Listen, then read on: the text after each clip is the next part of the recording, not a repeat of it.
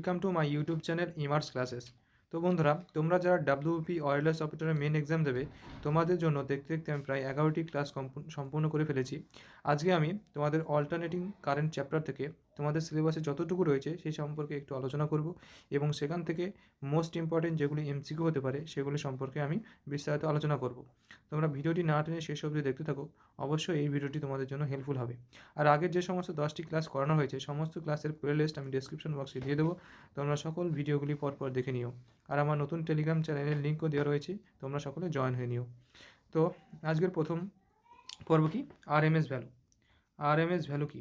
RMS এর full form হলো root mean square value.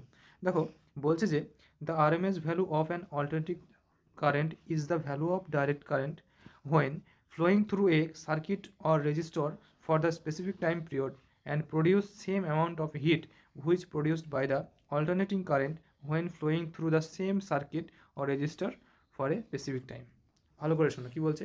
বলছে যে একটি সার্কিটে একটি নির্দিষ্ট সময়ে কোনো নির্দিষ্ট পরিমাণ ডিসি প্রবাহিত হলে, একটি সার্কিটের নির্দিষ্ট সময়ে নির্দিষ্ট পরিমাণ ডিসি প্রবাহিত হলে যে পরিমাণ তাপ উৎপন্ন হয়, যে পরিমাণ হিট উৎপন্ন হয়, সমপরিমাণ তাপ উৎপন্ন করার জন্য যে পরিমাণ এসি প্রবাহের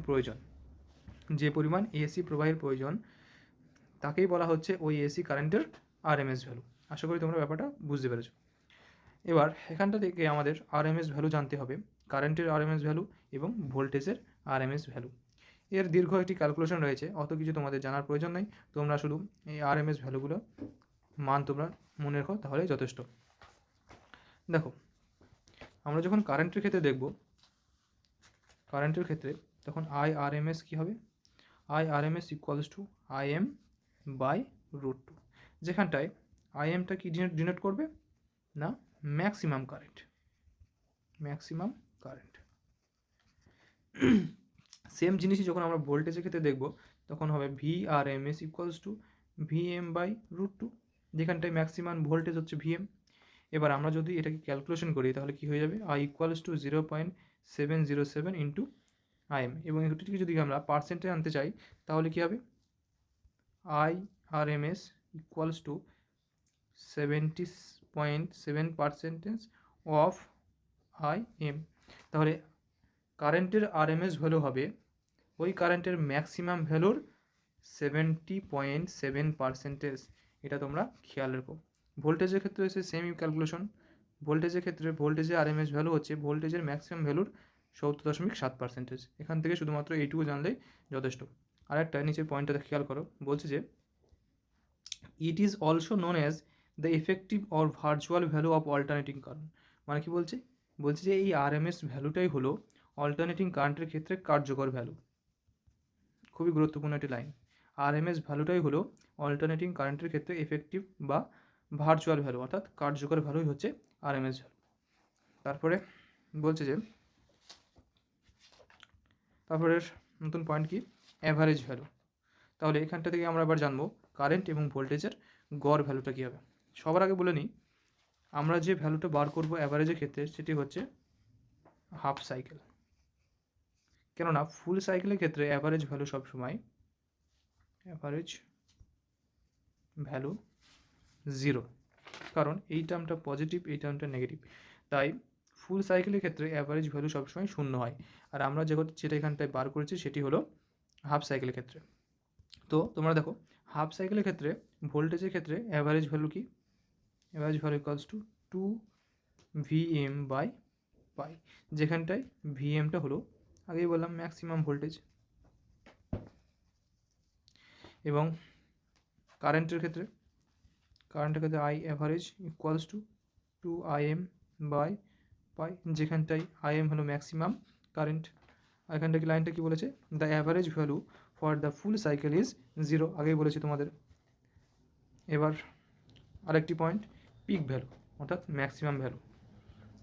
তোমাদের সিলেবাস অনুযায়ী যতটুকু আছে, যতটুকু পড়লে তোমাদের সিলেবাসটা কভার হয়ে যাবে, ঠিক ততটুকুই আমি তোমাদেরকে নিয়ে এসেছি, ততটুকু সম্বন্ধে আলোচনা করবো, এর বাইরে যাব না, কারণ আমাদের এই পরীক্ষাটি নির্দিষ্ট একটি সিলেবাসের মধ্যে সীমাবদ্ধ। দেখো, পিক ভ্যালু সমান কী হবে, ভিএম অথবা পি, ম্যাক্সিমাম অথবা পিক ভ্যালু সমান VRMS ইন্টু √2। কারণ এর আগের ক্ষেত্রে আমরা দেখলাম VRMS ইকুয়ালস টু VM/√2, যেখানটায় VM ছিল ম্যাক্সিমাম, সেই ম্যাক্সিমামটা এখানটায় বার করছি, ম্যাক্সিমাম ভ্যালু ইকুয়ালস টু হবে RMS ভ্যালু গুণ √2। এবার এখানটা থেকে আরেকটা জিনিস জেনে নাও, peak to peak value. Peak to peak value হলো এমনি যে সর্বোচ্চ ম্যাক্সিমাম ভ্যালুটা রয়েছে তার দ্বিগুণ হলো পিক টু পিক ভ্যালু। আমরা একটু আগে জানলাম পিক ভ্যালু হচ্ছে RMS ভ্যালু এবং RMS ভ্যালু এবং √2 গুণফলটাই হচ্ছে পিক ভ্যালু। তাহলে আমরা এখানে লিখতে পারি √2 ইন্টু VRMS গুণ 2, অর্থাৎ 2√2 VRMS। এটি হলো ভি এর পিক টু পিক ভ্যালু। এবার আমরা সরাসরি প্রশ্নোত্তর পর্বে চলে যাব। আজকের ভিডিওটি এই সমস্ত বিষয়ের ওপরই তৈরি।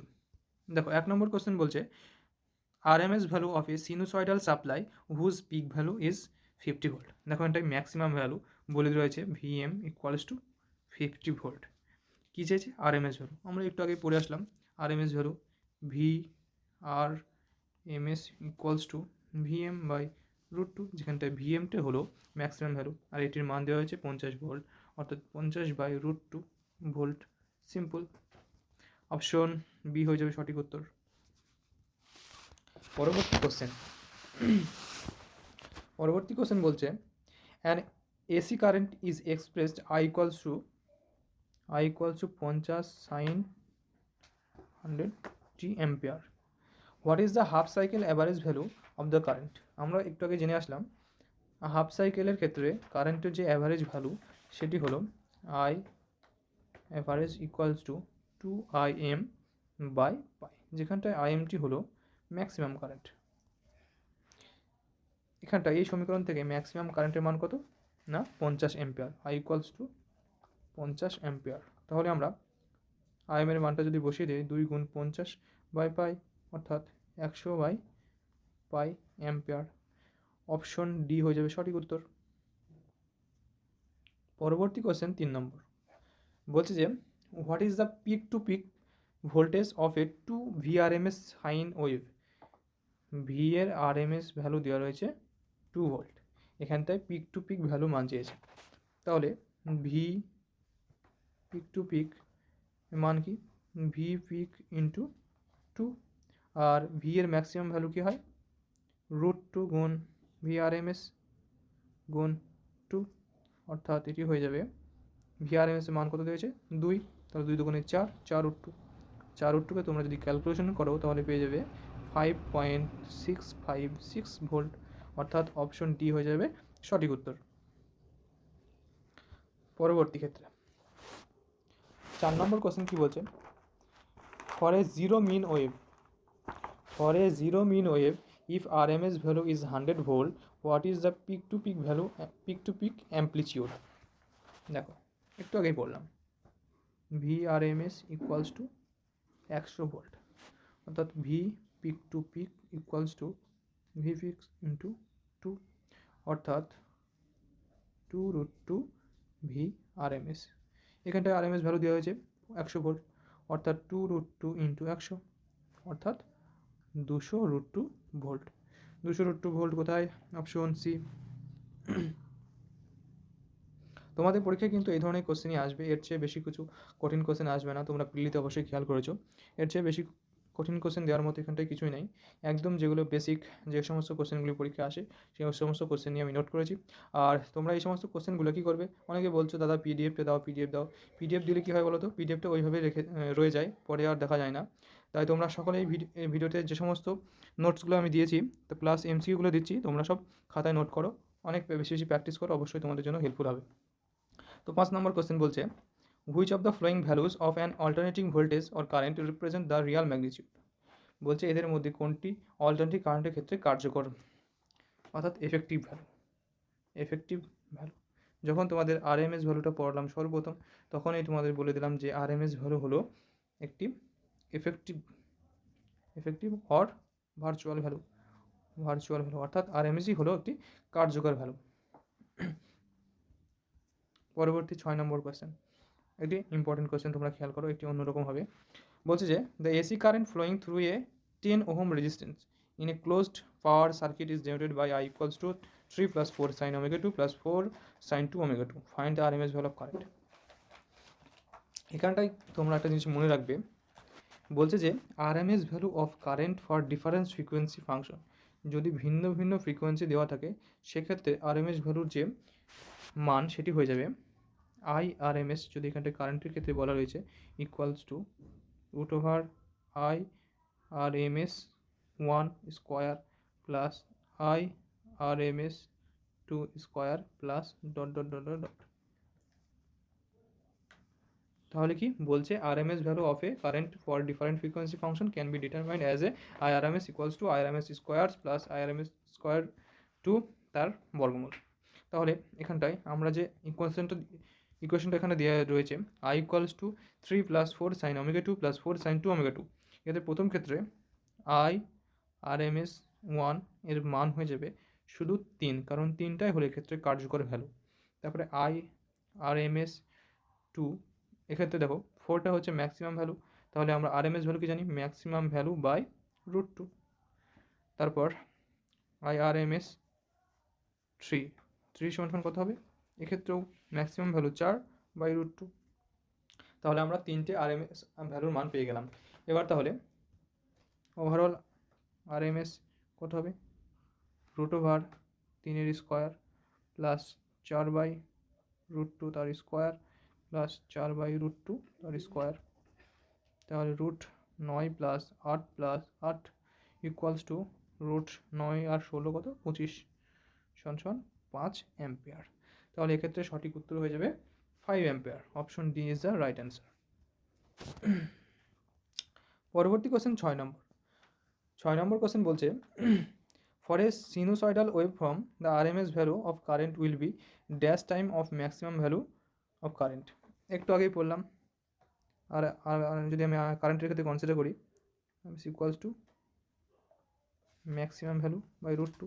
এই √2 এ ক্যালকুলেশন করলে আমরা কত পাবো, 0.707 IM, অর্থাৎ এটি 0.07 times of the maximum value of current. Option D হয়ে যাবে সঠিক উত্তর।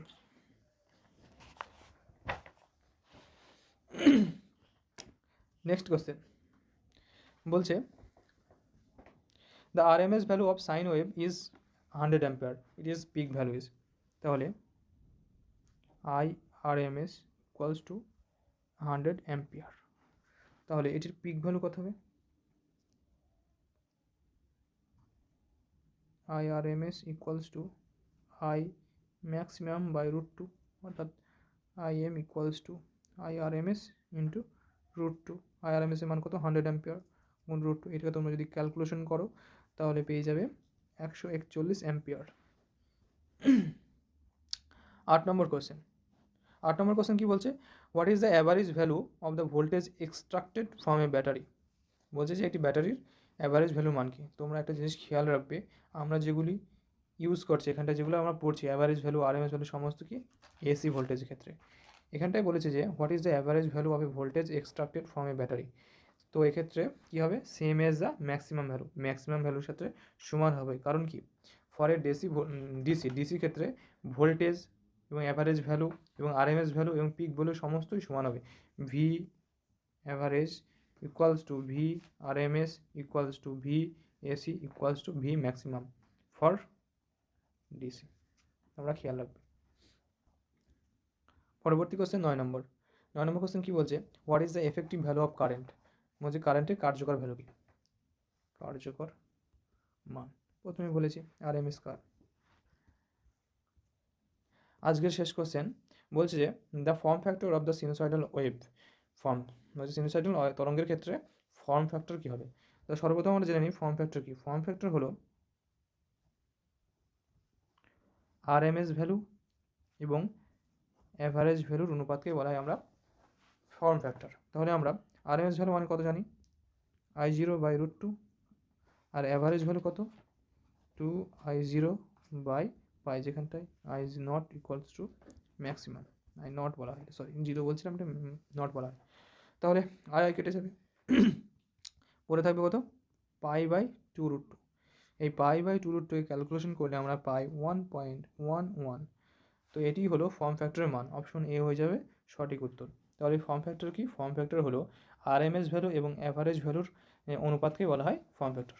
তো বন্ধুরা, এই ভিডিওতে আমি আরএমএস ভ্যালু, অ্যাভারেজ ভ্যালু এবং পিক ভ্যালু সম্পর্কে একটু ধারণা দেওয়ার চেষ্টা করেছি এবং সেখান থেকে যে সমস্ত এমসিকিউ পরীক্ষায় আসতে পারে সেই সমস্ত এমসিকিউ নিয়ে আলোচনা করলাম।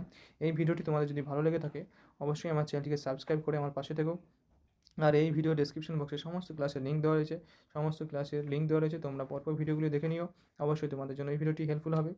আর আগামীতে ম্যাথ, তারপর ফিজিক্স থেকে আরও যত সমস্ত চ্যাপ্টারগুলি আছে সমস্ত চ্যাপ্টার থেকে আমি পরপর ভিডিও নিয়ে আসবো। এই সমস্ত ভিডিওগুলি পেতে আমার চ্যানেলটিকে সাবস্ক্রাইব করে রাখো, অবশ্যই তোমাদের জন্য হেল্পফুল হবে। তো আজকের ভিডিওটি এই পর্যন্তই, দেখা হচ্ছে পরের ভিডিওতে। Thanks for watching.